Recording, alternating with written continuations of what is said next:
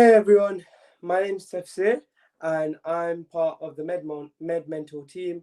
I am running this week's weekly Medmentor clinic, and today we'll be discussing wherever you have questions on in terms of the med school application process, life as a medical student, life as a future doctor, anything that you have.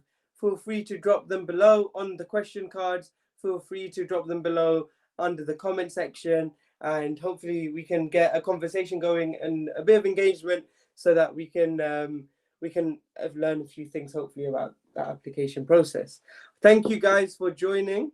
Those who already have, we are live on obviously Instagram, but also on Twitter on the Medmentor page, as well as on the website that we hold under the clinic title, and we're also live on Facebook, I think. So please have a look and do join us live on any platform that you feel free to. Oh, on YouTube, apologies. Hey guys, hey everyone on YouTube, the one person there. Cool. Right, the questions already coming in. Hello, Roshin. I recognized you from last week. Thanks for joining again. Aspiring medics and dentists joined. As another aspiring medic, thank you for coming back. Looking forward to your questions. We've got some regulars now. This clinic is weekly, so hopefully that'll help. Okay, so first question. What was your best and worst experience on placement? Oh, that's a very good question that hasn't been asked to me before. So, okay, so I'm in my final year of medical school at UCL. And in terms of placement years, we are on placement in year 4, 5, and 6. Very rarely in year 1 and 2, and third years are BSc. So the best and worst experience can be twofold. So my worst experience could be something that you do come across quite often, which is basically being bored and doing nothing on a hospital ward or on the clinical placement. And that tends to happen quite a lot of the times, especially if you're meant to be in 9 to 5. There are loads of lulls in the day, if not things that just are not happening, and you're feeling like, let's say you have an exam next month, you're feeling like you're wasting your time here by doing nothing. And so therefore you're wasting your time revising as well. And as we're all probably quite nerdy, wanting to apply for med school and being in med school, you kind of grow frustrated. So what I did is got myself an iPad, or if I didn't have that in previous years, I got like my notes with me, in a bag. And so what I did is then go through my notes and kind of make that time productive time. So in that 9 to 5, I was doing as much medicine as possible so I could enjoy my evenings a little bit more. So those were my worst kind of experiences on placement. My best experience on placement is, so I myself, I'm not aspiring to be a surgeon, just because that specialty I don't think is for me as a day-to-day kind of job. However, I was at UCH, which is one of the best hospitals in the country, if not Europe, where I saw a consultant vascular surgeon carry out a carotid endarterectomy. I don't even know how to say it. So that's when they, so the patient had a TIA, which is a mini stroke, and that was because the blood flow in the carotid artery up to the brain was getting blocked off, and it was blocked off by more than, let's say 70 to 80%. So there was a huge blood clot there that the vascular surgeon had to go into his neck and go into the carotid artery that one part supplies the whole of the brain there, and then had to go in and take that clot out without dislodging any of the clot, because that could cause a stroke, and at the same time without obviously completely destroying his blood vessel here, which supplies the rest of the brain. So it's a really high pressure operation. And normally as a medical student in my first clinical year, which is my 4th year, I just tend to kind of sit in the background and barely see anything in an operation. I think you guys have maybe seen stuff like Operation Live on channels like BBC and ITV and Channel 4. They give you a better view than what you see. But this doctor got me to scrub up, got me to get involved and have a proper look and talk to the patient, who was also alive and kind of awake whilst doing the operation, because we had to make sure that he wasn't having a stroke whilst we were dislodging this clot and taking it out. And the patient themselves were they were really like, and the patient was really nice and talkative, and had to talk to us throughout the entire operation to converse and make sure everything's okay. At one point, the patient was playing like a musical instrument, that even though he was on his side, whilst the surgeon was operating into his neck. So as you can tell, I was really enthralled by that incident, and that was probably one of my best experiences on placement. Other best experiences include the time that I had basically just talking to patients about their life and finding out what was going on, and just having that experience as a wannabe doctor, almost acting like a doctor. And in final year, you get that a lot. And I just had an A&E placement, where I was basically acting like a F1, but under guidance. So those were really good experiences when you feel like you've made a difference, as well, to a person's life. And I probably saw that when I was on my GP work experience, where I was able to give advice on lifestyle and diet to patients that really wanted to know, but didn't get the time from really busy healthcare professionals. Because as a medical student, you do have the time compared to others, where like a GP has 5 minutes per consult, 10 minutes per consultation. I maybe have half an hour. So yeah, another aspiring medic. That was an amazing question. Thank you very much. And hopefully I've answered that to an extent. Any follow-up questions, feel free to ask. I've got some questions on the comments as well. I'll have a look on that in just a second. I'll go to Mana YN's question. Can you encourage me to apply for Cambridge and Imperial, and even if I don't meet the GCSE minimum requirements? So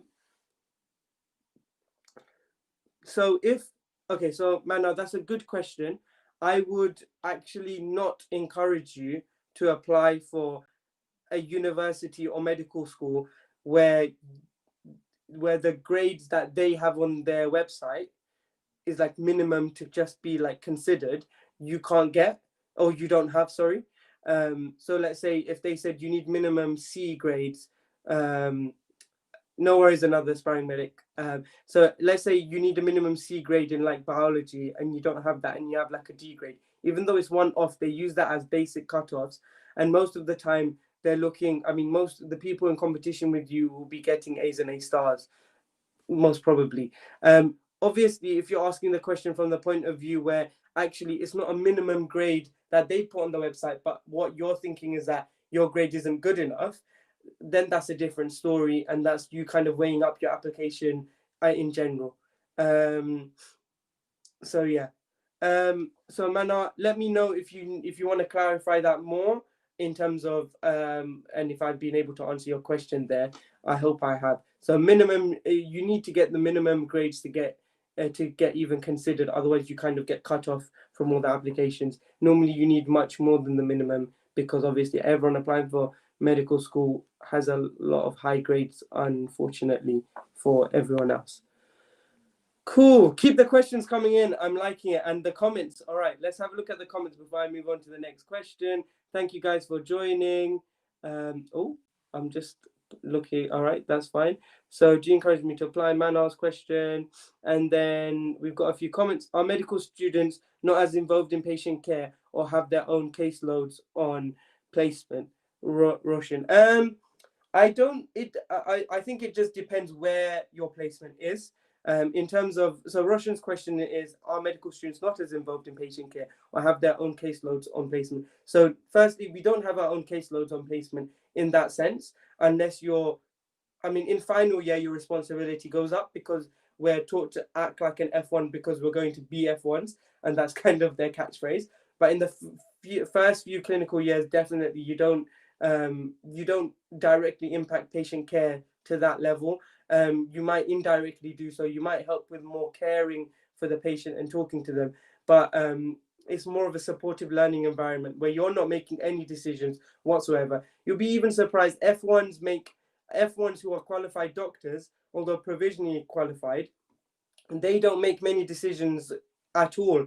They maybe make small investigative decisions, but they don't make any decisions in a patient's management plan or diagnosis. That's done by seniors. And what I found out, which is quite, I think, a good thing as well, is that there's mechanisms in place to make sure that seniors make decisions, and you can contribute to it, but it's not on your head. And that really helps, because at the age of 23, 24, I wouldn't want to be saving lives or like make decisions on patient care, because I think there's a lot more for me to learn. And so that's quite a nice thing to not be daunted about, is that, oh God, like I need to know all this and memorize this, like all the heart conditions inside out. Because if a patient comes to me with a heart condition, what am I going to do? Are they just going to die in front of me if I don't do anything? Like, it's never as dramatic. You always have help, and you always have an opportunity to ask for help, especially in the junior years of your career and medical school pathway. In terms of, are we involved in patient care? I think is medical students are as involved as they'd want to be. It depends on how keen you are, how engaged you are, how much time you spend on the wards,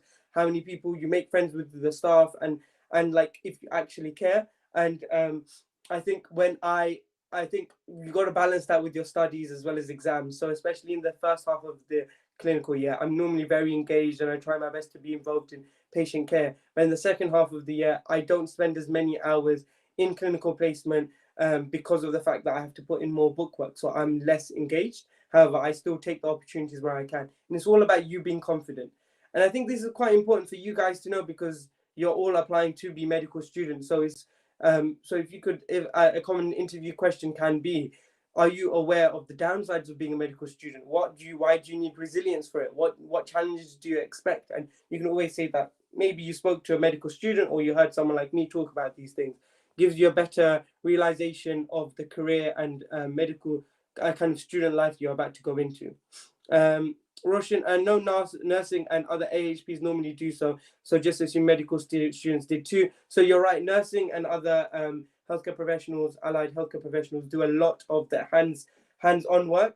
However, that is a lot more in terms of like work with procedures, like taking bloods or moving patients, or like practical elements. Whilst doctors are generally the higher up you go, obviously it's more decision making, investigations, diagnosis and management, which are quite like medical, legally really important, no matter how small the case, let's say, but also quite significant. So I think allied healthcare professionals and nursing more follow instructions, and early, or especially early on, or like in general, obviously there's real exceptions to the rule as well, and that's why they get to be more involved. But at the same time, it is like there's been a lot out there at the moment about nursing staff and how nursing students don't get paid at all, and they have to work from like 10 to 12 hour shifts on top of their study load as well, which is really unfortunate. And we as medical students, when we see them on ward, we do feel kind of gutted for them in that sense. But they do get a lot out of it, because their learning curve is very steep from the first day on ward, from like first year, compared to most medical students go on ward a couple of weeks, months, sometimes even years later. And again, that's something to think about in interviews as well. Thank you. Okay, no worries. Cool. Thank you. Good to understand some of the different levels of patient involvement throughout university. You're very welcome. Just know that in final year, like where I am right now, you get to do a lot more, which is a lot of fun, I'll be honest, compared to the frustrations in early years. It does get better, always. Cool. So Bads, how long do you suggest preparing for interviews, as my first one is over a month away? Okay, so you're in a very good position, and I think you probably have Christmas holidays to contend with as well. I'd say right now to read the ISC medical interview book, to just give you like a rough background on what type of questions that you could expect, and kind of like give you a few points to think about and for you to expand on. I think it's always good to keep up the like practice by maybe brainstorming questions here or there and systematically approaching which questions you want to go for. Make sure you know about the, maybe like I'm someone who writes notes or like compiles notes about things so I can review it closer to the time, because my memory is not that great. I need to kind of review things again and again. So like, for example, I did my research on why UCL the month before I got an interview, and I basically just wrote notes on it and then left it there. And a couple of days before I just went over it. And that stuff like looking at IBSC, course structure, why I think I want to go to UCL, stuff like that. So like I wouldn't stress too much. I'd maybe spend like once every couple of days, an hour or two working on a few things. I'd try and get mock interviews done if you haven't already, and get mock interviews done on like as tailored to this interview coming up as possible. So if you know they ask a certain type of question, make sure that that certain type of question is asked in your mock interview. Tell your mock interviewer about it. That's what you're kind of expecting. Make sure the mock interview you get really grilled, and that is really difficult because you want to push yourself in the mocks and flop in the mocks and not do that well and learn a lot rather than make it plain sailing. But at the same time, obviously, you want to have that confidence so you can build upon whatever you learned from the mock and then work on it in the next few weeks.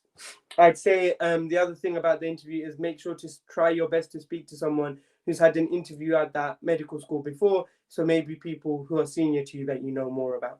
So definitely look at it from that point of view. I'd say then closer to that time, I think 2 weeks before the interview, I'd really step up preparation. And 1 week before, I'd spend good couple of hours every single day on working through like interview type answers, bullet points, ideas, like just getting myself prepped for it really well. And as you can tell, I'm not thinking like an interview's a DOS. An interview is as hard as an exam is. It's just a verbal format of it. And that's the way I approached it. And I think that was very good for me in my second medical school interviews compared to my first one, which was me kind of like winging it, which is not as good.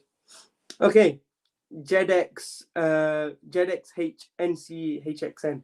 Right, cool name. Are Russell Group universities as beneficial for medicinal degrees in comparison to other degrees?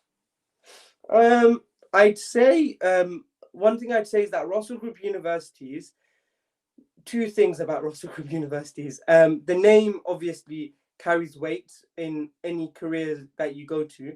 The better your name for university, the more job opportunities and doors it could open in the future. So do aspire for the highest you want to.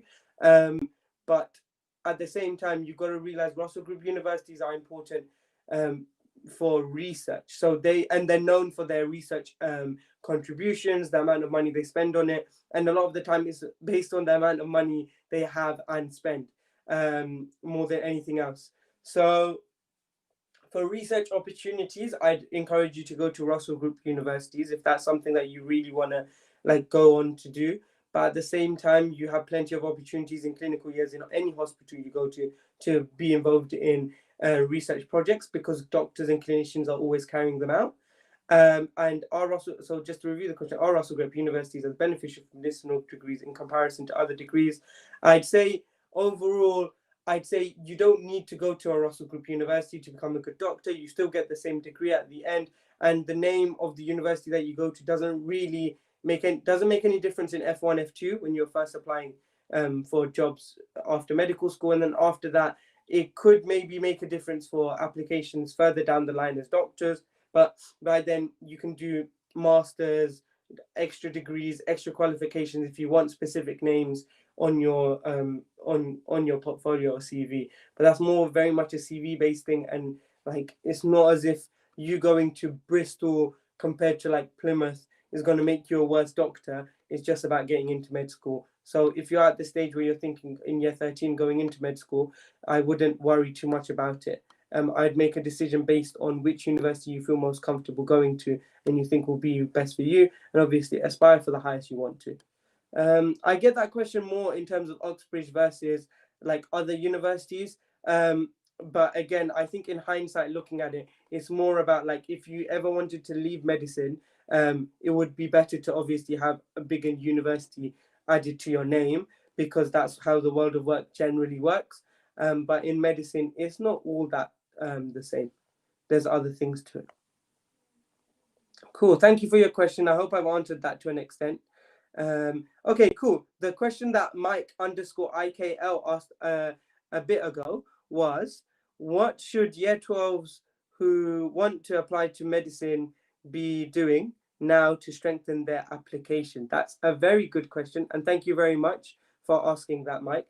So you're in year 12 in, let's say, December. So what I do first of all is make sure that I'm on track to be getting my predicted grade to be as high as possible. And if that means doing well in topic tests, doing well in revising for mocks, making sure I have notes and active recall cards or whatever you want ready for end of year 13 exams as well as mocks, make sure you do that because those are the most important. and I wouldn't worry about anything else in that sense.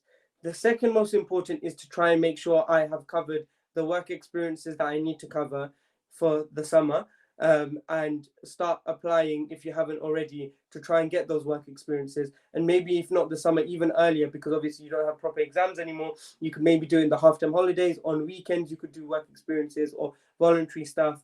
I definitely try and do voluntary work right now. I'd be trying to get into hospital work experiences and other healthcare facility work experiences, and applying like crazy for those, trying to make links and networks with like doctors and stuff based to get those. So yeah, first of all, I'd focus on my grades.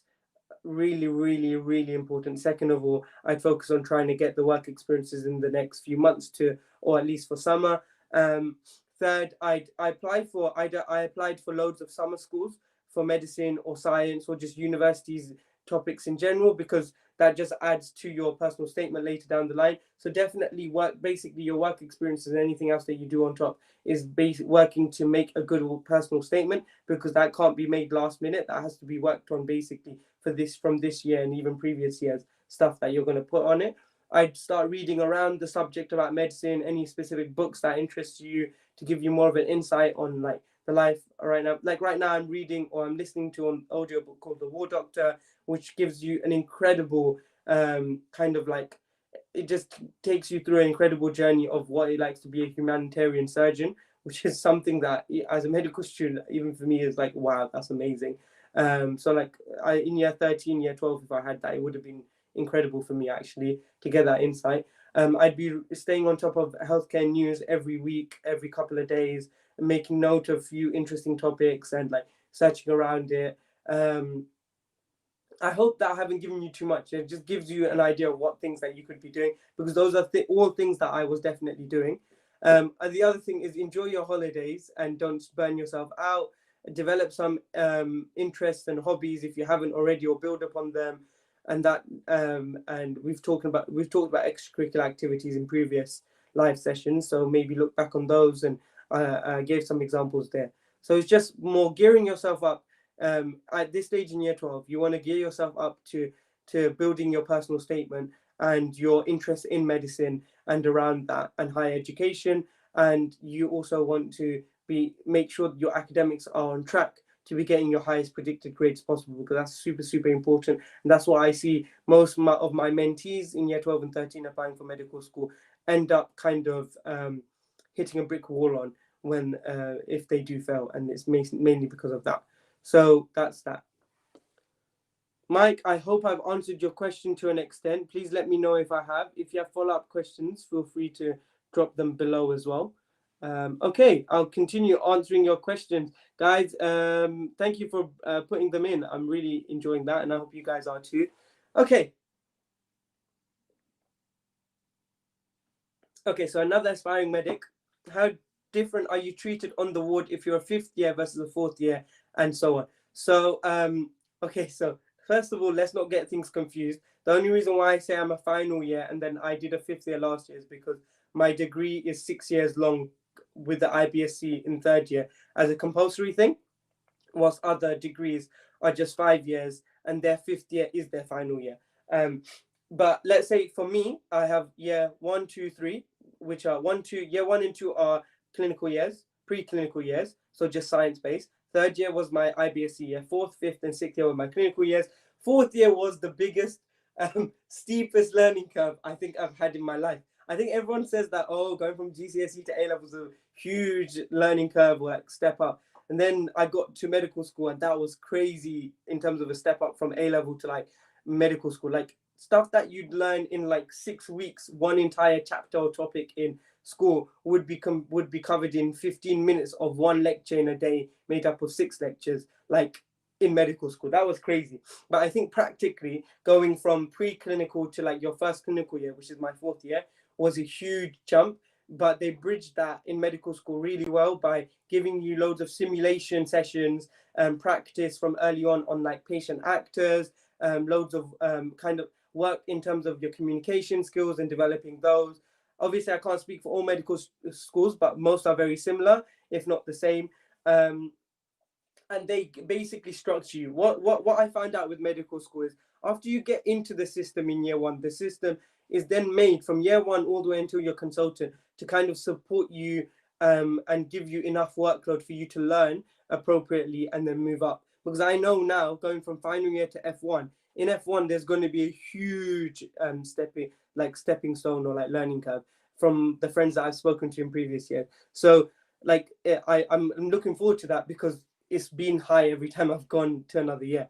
But yeah, so from pre-clins to fourth year, it was a huge learning curve. I got used to like clinical settings, hospitals. It was just basically getting a feel for the clinical environment and how to act around patients and how to be super professional and kind of develop my clinical acumen, the phrases that I'd use with patients for breaking bad news or for like talking about lifestyle interventions or talking about medications or answering the questions, just getting my head around that. Whilst compared to like, and also at the same time, trying to relearn all the topics like in med school for that year that we need to know for exams, but in the clinical basis. And that was really, really tough because as you can imagine, like medical school years are very dense. So it feels like I didn't know anything at all. It was like starting from zero. Whilst in my fifth year, I knew a lot more of my core medicine that we learned in fourth year because that's what clinical placements were based on. And then in fifth year, I already had that background. I'd already known how to kind of carry myself and had developed my clinical acumen in environments like hospitals, GPs, and stuff like that. And so in fifth year, it was more of the same and me just developing on that and just working harder to kind of iron out my knowledge base, my clinical acumen. And by final year, you feel a lot more confident because you've supposedly covered all the medical school content you ever will. So like I'm not relearning anything from scratch. It's everything's kind of there in the back of my mind, and it's just a quick Google search away, and I can do other things as well with that.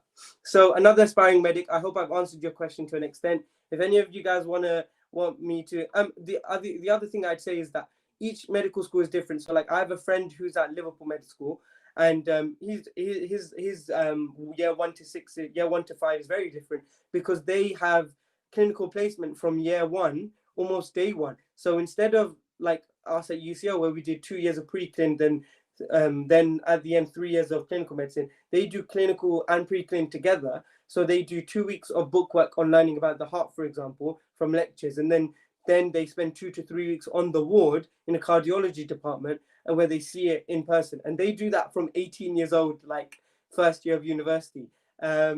So it can be a completely different learning curve with no matter which medical school you go to. So that's definitely worthwhile looking at before you apply. Both of which make great doctors though, so don't worry about it. Another aspiring medic, I hope I've answered your question.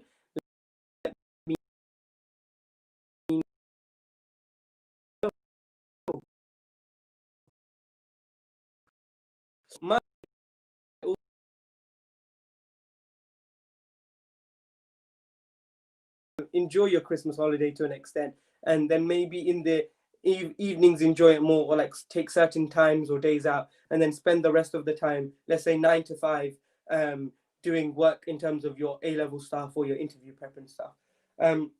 I say that because I have to start studying for finals at some point, and I'm thinking I have to start at Christmas time because I'm quite behind. And so one thing I'm going to do is try my best, seeing as I'm saying out loud, is work 9 to 5 for whatever projects or like medical school stuff that I need to do. And right at the end, in the evenings, maybe I can watch a movie or like chill with fam, because now lockdown is allowing that, or like friends and stuff like that. So it's just about structuring your day, hopefully, and to-do list it. Another aspiring medic, thank you for your reply. You did answer another question I had, so thank you. By this question, I kind of meant how differently are you treated by patients and doctors, nurses as you progress in your clinical years? Yeah, I think it feeds into that. Your final question there is that we're respected more the higher up you go, kind of. So if you're finding your medical student, they'll be like, go do the bloods, and then you go do them, and then you come back. Whilst in fourth year, they'll be like, oh, do you know how to take bloods? Should I go help you? Let me make time to, and then you see a patient and you do that. So they kind of give you more responsibility, like micro responsibilities that work towards patient care, which is really nice because you feel like you're doing stuff. Or you go see the patient, like the patient came through, like I did my own GP lists. So like I had telephone conversations with all the patients, and I was like, "Hi, my name's Taf. I'm finally a medical student." They're like, "Hi, and this is my problem." Didn't ask if there was another doctor around or something. And so what I did is take their history. I came up with an investigation management plan like a normal doctor would. Then I ran it by the GP who's in charge. And tell him how is that? Do you think that's right or wrong? And he would either adjust it, say yes or no, and like go, and then I'd go get back to the patient. So a lot more responsibility in your final years compared to your first few clinical years, definitely. And it's good because it's a good steady slope up. And one thing I'll let you know is NICE guidelines, which is something that all medical students, clinicians use, are amazing. So it doesn't mean that everything has to be off the top of your head. Everything should be checked by guidelines, and we always have that up as an internet link, and we check all things by it. So it's good to do, and it's a good refresher. Okay, we've got further questions. Zena, I think, has asked a question. Do med students / doctors have a limited social life? I would say I can't answer the question for doctors, especially not.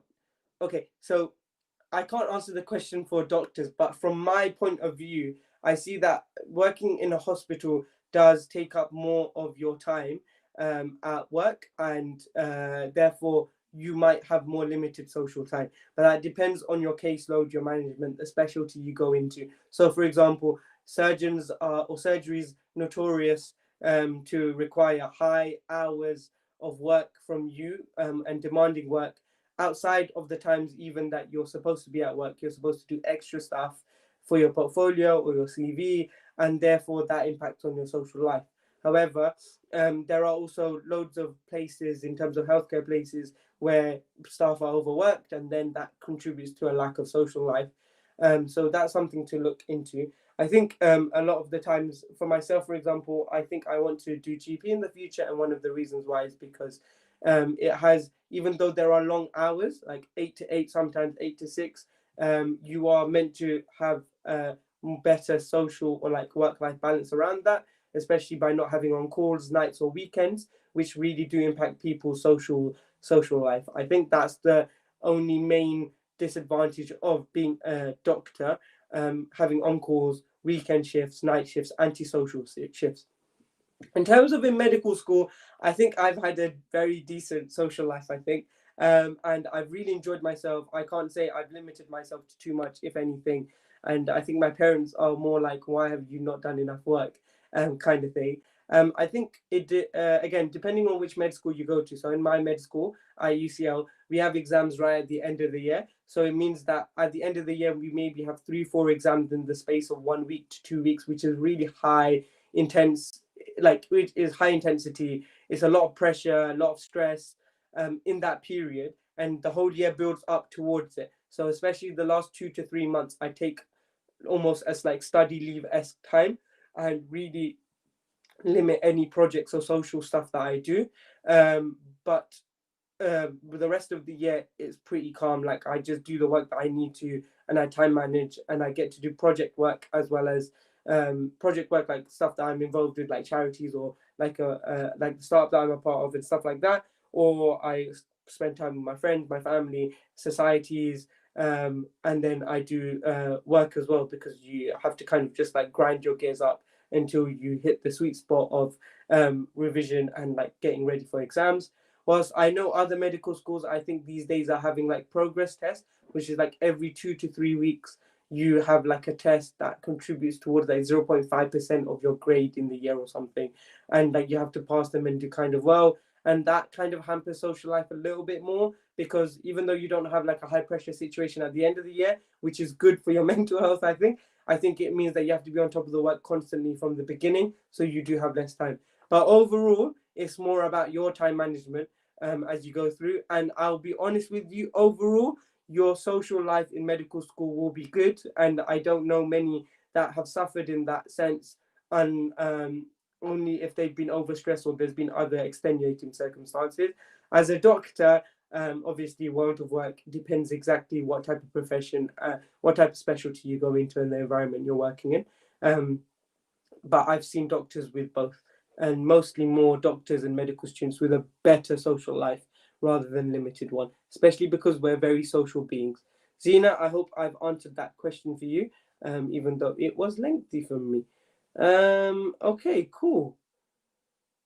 Makes complete sense. Another aspiring medic, you're very welcome on that one. Okay, Zena, thank you very much for your question. The next question I have is from Halima. Okay, what if you have A to C for GCSEs? Can you still get into medical school? Yes, you can. Simple as that. As long as you check on the website of each specific medical school what their minimum requirement is. You're very welcome, Zena. No worries. So what if you have A to C for GCSEs? Can you still get into medicine? Yes, you can. Just go on each of the websites if you are unsure to check what their minimum cutoff is for specific subject. So some universities might want a little higher grade than a C for like maths, English, or specific sciences, especially for GCSEs. Maybe they request a modern foreign language, stuff like that. Just have a look at. I can't remember anything off the top of my head right now, but yeah. But at the same time, you got to look at your grades and make sure it's realistic compared to everyone else around you who's about to apply, and make sure that you get as high as grades possible at any stage that you get along the way. Halima, I hope I've answered your question there. Cool. So next question. Hey, I think that's Maisha, who's hi Maisha. I think you've joined us in the last few Medmentor weekly sessions. So thanks for your question and coming back. Question is, do you have less clinical exposure in hospitals now due to COVID, or is it the same? Thanks. So no, from a final year medical student's point of view, because we're prioritized in amongst the medical school and the GMC, because we're about to be doctors hopefully in 6 months or 7 months time. So they're trying to make sure there's no difference in our clinical, or as minimal difference in our clinical ability and like exposure time. However, when it comes to other years below me in the first few clinical years, they have definitely had limited clinical exposure. I think at UCL what we're doing is 1 week on, 1 week off. So 1 week you're just doing book work, like lecture stuff at home and working from home and stuff like that. And then 1 week you're on clinical placement only in that. And then you do that, you alternate throughout the year. Obviously, that's completely different. That halves the amount of time you have on ward and things like that compared to a normal clinical year. So unfortunately, yes, we do have less clinical exposure, which is of course probably a very good thing to do because we're concerned about the medical students' welfare and their health as well. And it means that there's not too many people on any ward in a period of time. I hope that has answered your question, Maisha. If you guys have any other questions around COVID, how it's impacted medical education, if you're just interested or you want to know for further use, like feel free to ask because I do have perspective, seeing as we're in the middle of it, which is quite funny. But yeah, I just did like an A&E placement, and I had to help treat COVID patients on in like resuscitation areas and stuff. So which was quite, I'll be honest, scary from my point of view because that was the first time I came across COVID patients, and obviously COVID has such, obviously rightly so, such like scary connotations around it. But obviously I was in full PPE as the hospitals and medical schools are prioritizing us quite a good point. Yeah, so that's what we've been doing, which is good. Thanks for your question, Maisha. These questions have been really good. Thank you guys so much. I'm enjoying it. Hopefully you guys are as well. Halima, okay, let me respond to your comment. So, okay, I recently have decided to follow the medical path, but I haven't really focused on GCSEs. Thank you. I shall go see the requirements. Perfect. You go to do that. And good luck with your application. And it's never too late to consider medicine at any point, which is great. Amra, thumbs up. Nice. What books would you recommend for dentistry? Oh, okay. I think that's something I'm going to have to refer to the Medmentor team. I think we do have like a section in the blogs where we talk about books that we recommend or just books out there that you guys could look at. And I'd recommend you have a look on the page, and there'll be stuff added to it in the next few weeks. Maybe if we don't have so already, I haven't double checked if we've updated anything in terms of dentistry books. Probably not, so hence why you're asking the question. So in that case, I'll get back to you and we'll make sure to have maybe something up for you there. Off the top of my head, dentistry books, I wouldn't know of any. I'm sorry about that. But yeah, we'll have a look for you, Amara. Sorry. Cool. All right, last question I have so far on the quest cards, and keep your questions coming in. I've got another 15 minutes only left. All right, that's cool. So thank you for your question and your engagement, JXHCN. What type of activities and different types of extracurricular activities did you personally do to help build your personal statement? Okay. So I applied to loads of summer schools, and I got into a Cambridge Initiative Day for medicine. I also applied for the Unique Summer School, and I got the oncology section of it.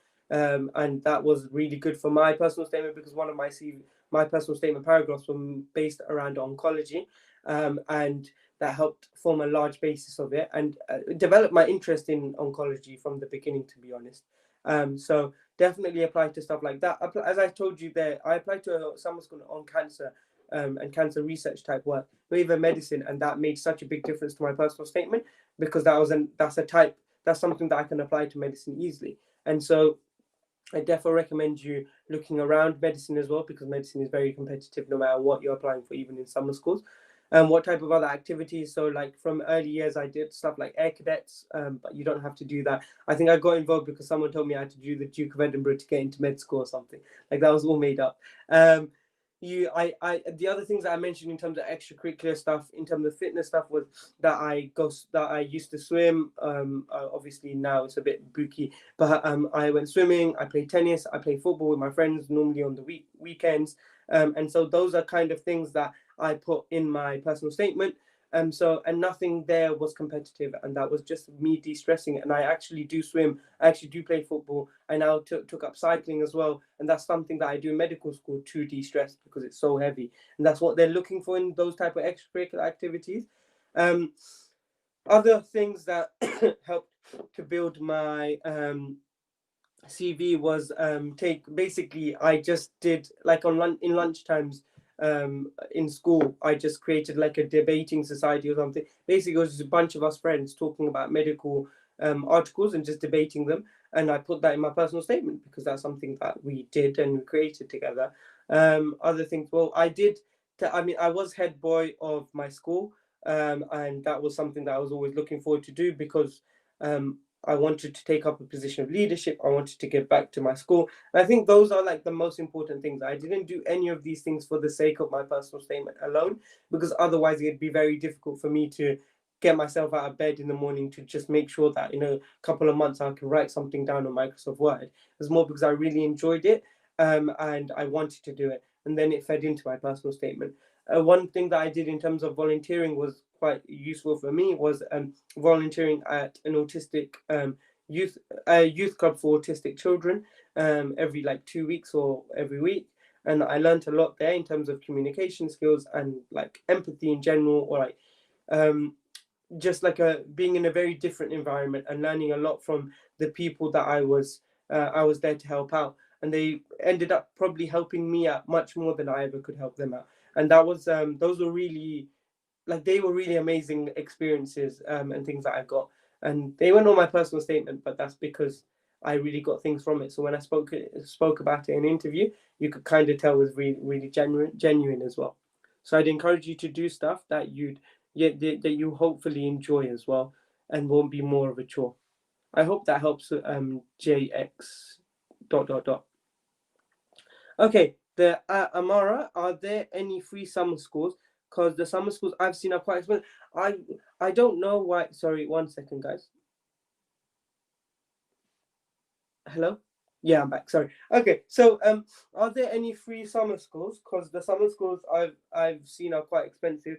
Yes, there should be. So if you look on the Sutton Trust website, they have loads of summer schools from loads of universities up on there, and then go to the universities and the med schools there and have a look at if they run any summer schools. They do run it most of the time for people who are come under widening participation criteria, but also some are quite competitive and like rank you against your GCSE grades or like things like that. So those are kind of the things that they look for.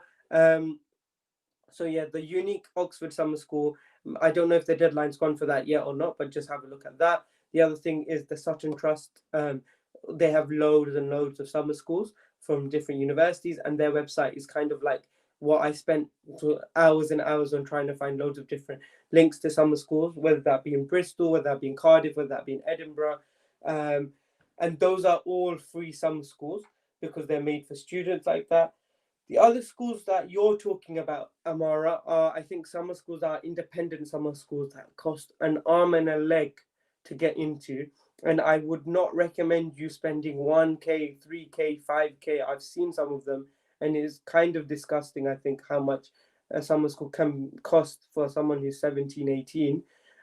I did not pay for any summer schools, and I would not recommend you paying for those summer schools. And I've seen them myself, and I really doubt will add that much to get you into medical school, if anything. So I'd say is go for a summer school that are free. If you don't get it, that's fine. You can do loads of other things. And I've seen plenty of people get into medical school without going to a single summer school. So there are my thoughts there. If you're interested in dentistry, I know Queen Mary and King's do dental summer schools. But as I said, even if you can get yourself into a summer school that's got nothing to do with dentistry or medicine, but even scientific or something just higher education wise, that's pretty cool. That'll be an experience in itself. So, Amara, I hope I've answered your question to an extent there. Thank you for your next question, another aspiring medic. I'll get to it in just 1 second. If you guys have any other questions, feel free to drop them now. And Amara, you're very welcome. Good luck with all the applications and stuff with that. If you have any other questions, let me know. Halima, okay, so majority of med schools require the minimum of level 6. Okay, grade B for core subjects in GCSE. For science subjects, you will need double A for double science and double A B for triple science. Okay, okay, that's something I didn't actually know. And I think the A's that you're talking about are to do with the actual GCSE grades, which I think is like grade level 8 now, isn't it? So it's just a little bit different. But yeah, minimum level 6 is what most med schools would require from GCSE subjects. They might require it in 5 to 10 or 5 to 8 GCSEs. So that's stuff that things can differ on as well. And thank you for letting us know on the chat on that. And I hope that's helped. Cool. Yeah, Roshan, there seems to be very many exploitative companies out there claiming to help aspiring medicals and dentistry students. It's quite horrible to see. Yes, I do agree. And I wouldn't, and that's why I wouldn't. I mean, I know plenty of my friends and family who have maybe gotten into med school or university, and they did not have to spend so much money or anything at all to get in, and I wouldn't recommend. And that's what I never did because I didn't have the money, so I wouldn't expect everyone else to. So that's something to think about. Yes, and that's exactly why Medmentor have come about, because we want to do our best to kind of bridge that gap between for-profit companies who are charging large amounts of money to help kids get into med school. There are other companies that don't charge that much and are quite reasonable, and those are fair to look at. But there's others who do charge crazy amounts for no reason. Yeah. Cool. Medmentor. Okay. That's fair enough. And Roshan, thank you guys. Thank you very much for the feedback. We'll pass that on definitely. Cool. The next question from another aspiring medic. Do you think the pandemic will change PPE measures in the long term? I think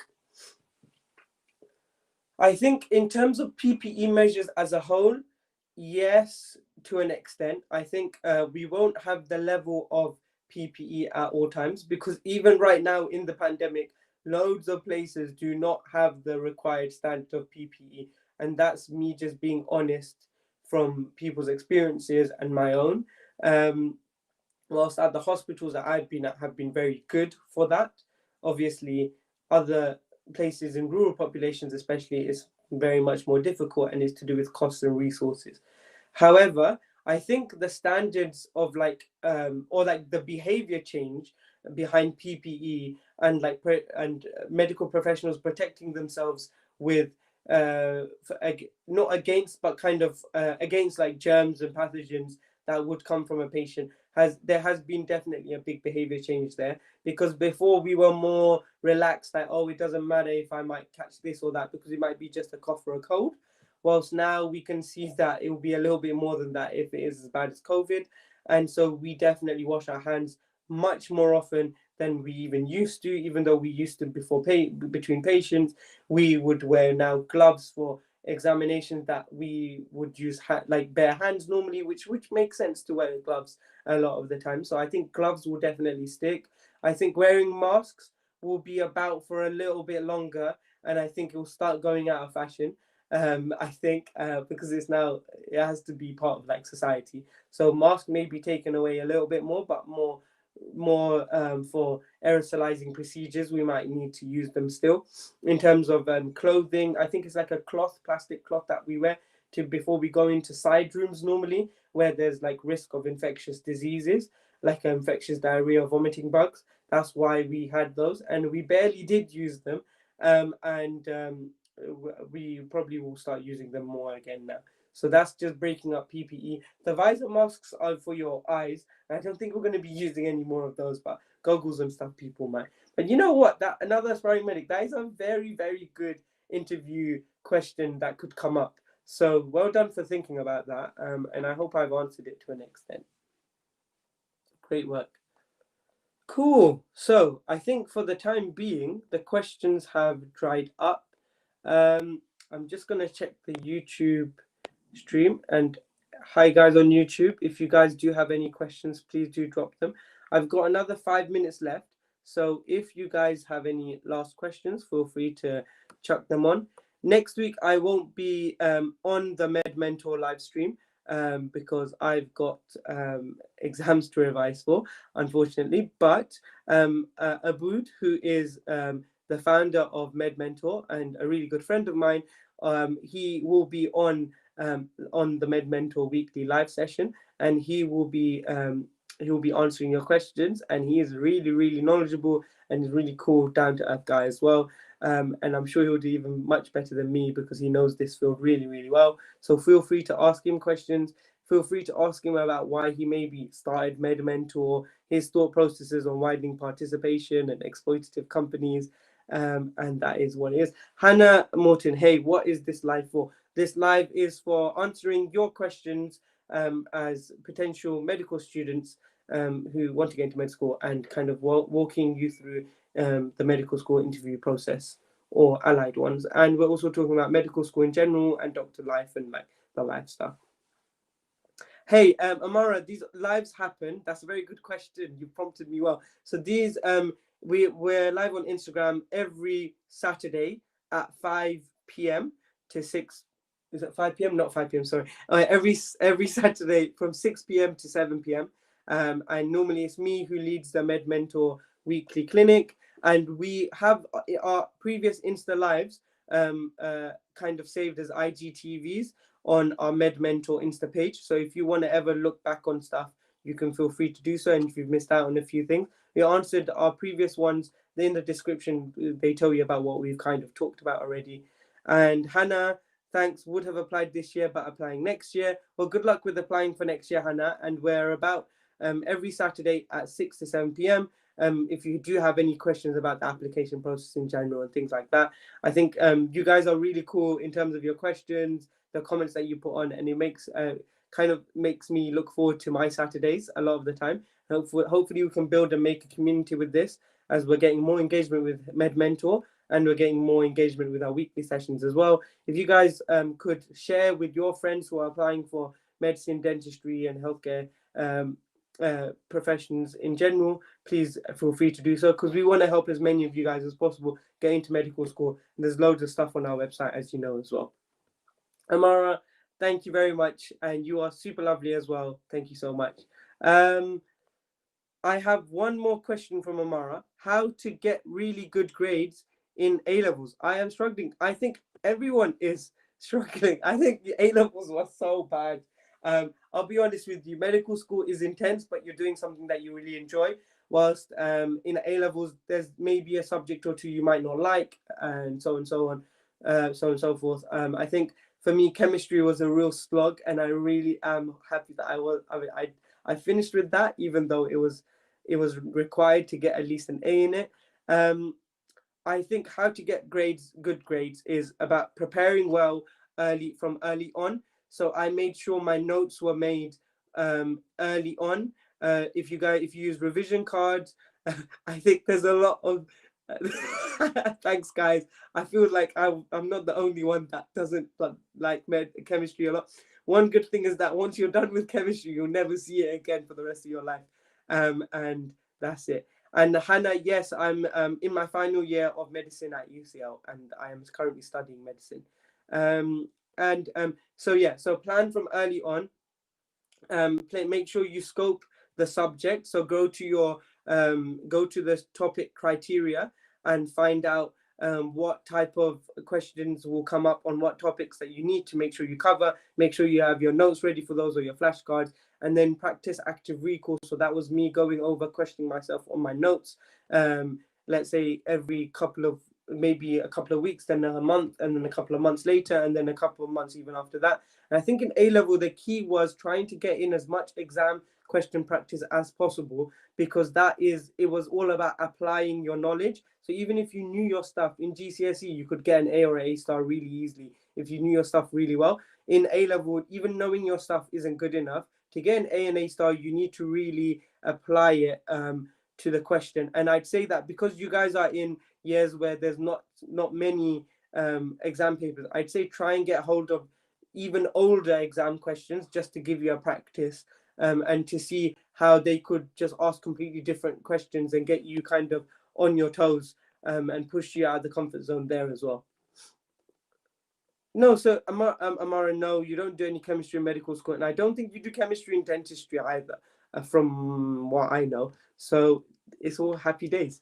The chemistry is really important, and the reason why it's compulsory for most medical schools is because chemistry is a really hard A-level, and they test a lot of your analytical and evaluation skills. And that's the skills that they want to see that students have, rather than the knowledge of like what on earth the chemical formulas are. So Hannah, thanks for your questions. I've only got 1 minute left, so I'm going to quick fire answer it. And if you could join us in the next sessions, I'll continue answering your questions. But I do study medicine, and what do I enjoy the most? I think I want to specialize in GP, because I'm quite a lot of generalist. I like loads of different parts of medicine a lot. I think my psych rotation was my most interesting, most fun. When I woke up in the morning, I really wanted to go in, and some amazing parts of my placement were just trying to make a difference in patients' lives through like lifestyle and behavioral interventions, which was quite fulfilling. How do you know if medicine is for you? Please, I still don't know if medicine is 100% for me. I think more than anything else, it's about your motivation and you making personal insights as you go along every year, to figure out, like, I really want to have communications and good communication skills and build upon the stuff that I already have. I really like talking to people, and I want to make an individual difference to people's lives, and that's why I still have in the forefront that medicine is for me, and that's what motivates me. And yes, chem is not great.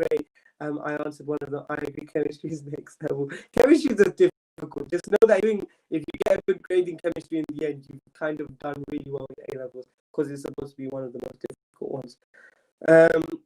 And do you have PB or lecture? Last question. I have lecture in year 1 and 2, and then after that it's just clinical placement. And glad to see everyone is bonding in medical, in not liking chemistry that much. And I think I will wrap up now. Thank you all for joining. Abood will be here next week at 6 p.m. to answer your questions. Until then, please do look forward to checking our Instagram out, our other social media stuff, because in Medmentor, we've got a whole team working really hard to try and help you guys get into med school and give you a lot of insight and the cutting edge stuff. And thank you guys so much for engaging and asking your questions. Thank you very much for wishing me the best, and take care of yourselves. Enjoy the rest of your weekend, and I'll see you in a couple of weeks, and we'll see you next week. This has been so helpful. Really enjoyed it. You're welcome, Roshan, Hannah, another aspiring medic. Thank you guys so much for Amara. Thank you guys, Maisha. Thank you for being involved. Look forward to seeing you guys soon. Halima, thanks for your questions. James, and Manar, and Mike, everyone, thank you. Thank you guys. Take care, and I'll see you all soon. Bye.